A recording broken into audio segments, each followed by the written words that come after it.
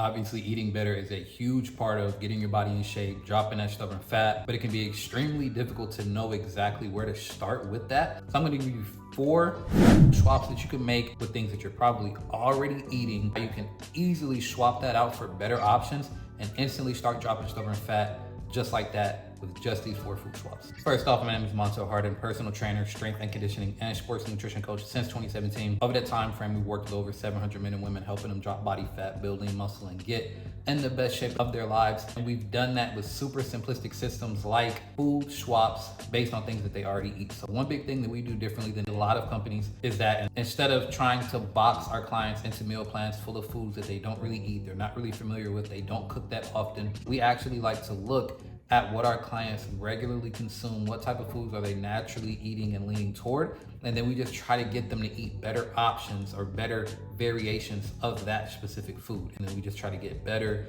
and cleaner and leaner over time. And that's helped so many of our clients see amazing progress. Girl Deidre was actually able to drop 30 pounds of body fat, 8 inches around the midsection, trim down her waistline, obviously, as you can see, just by slowly replacing certain foods that she was naturally consuming with other foods that were gonna be better for her. Now, when you think about whether or not a food is good for your health and fat loss goals, you need to look at 3 things. First off, is this food rich in nutrients? Is it gonna give me quality proteins? Is it gonna give me healthy fats? Is it gonna give me iron, magnesium? Is it gonna give me zinc, selenium, all of the things that keep our body running the way that we need it to. It keeps our metabolism going, it keeps our hormones organized.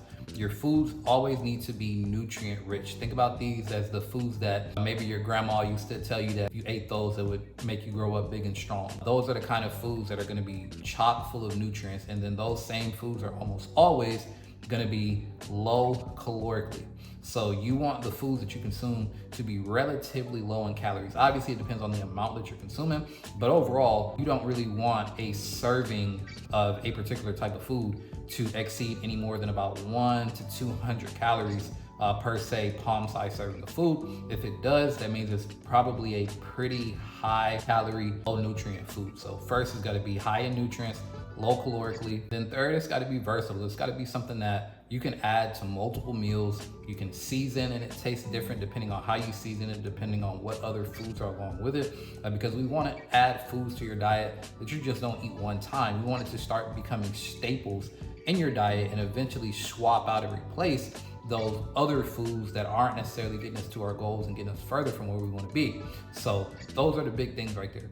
Highly nutrient dense, low calorically, and very flexible in terms of the types of dishes that you can create with said food. Number 1 on the list is I want you to replace all those heart healthy cereals with whole grain oats and dark berries. A lot of people start their day off with these cereals because they've been sold as healthy for us and all that stuff, and they do have trace amounts of whole grains, trace amounts of whatever vitamins they pump into them, but it is a highly processed food, very high calorically. A lot of times you're not getting quality nutrients from things like cereal. So instead, I want you to go with whole grain oats and berries. Great source of fiber, and you get a lot of antioxidant benefits from those berries. And this is gonna give you a low sugar, but high carbohydrate meal, which means that you're gonna have sustaining blood sugar levels throughout the course of your day going into the day for breakfast. That's a big part of improving that insulin sensitivity, which is also a big part of getting rid of that visceral fat that sticks in the midsection. Getting in those slow burning, slow acting carbs that your body actually has to break down and digest is gonna be huge. One of my favorite meals to start off with, really the only thing that beats that is to actually try to add a little bit of whey protein into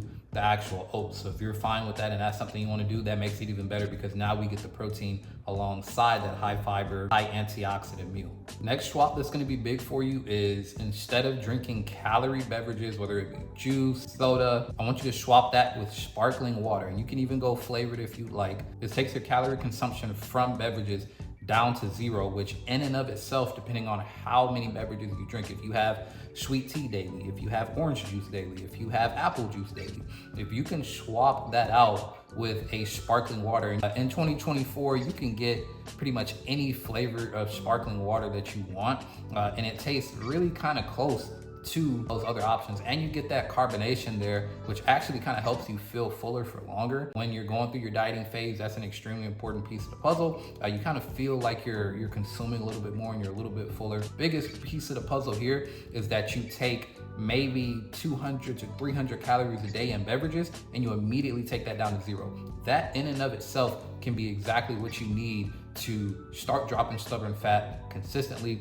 especially if, like I said, you're drinking caloried beverages multiple times a day. So add that sparkling water. Number 3 on the protein front is going to be swapping out regular ground beef, typically 75% lean, 25% fat, with lean ground beef, 93% lean and 7% fat. On average, you're gonna save yourself about 25% more calories, meaning that the fattier cut of that ground beef is going to be about 25% higher calorically per serving than that leaner ground beef. You're also gonna get about 15% more protein. So you're eating less calories, you're getting more protein from this lean ground beef source. And a lot of the fat inside that regular ground beef isn't necessarily the best fat. If you wanted to have like a New York strip steak, or if you wanted to have filet mignon, something like that, that's gonna be a better source of healthy fats for you.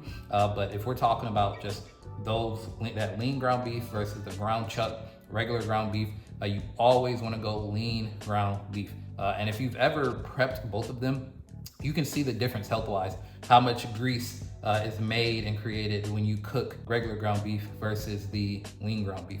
It's just a much better, much leaner protein source option for you. You're gonna save a lot calorically, you're gonna add protein, you're gonna get away from a lot of those bad fats that might be in that regular ground beef.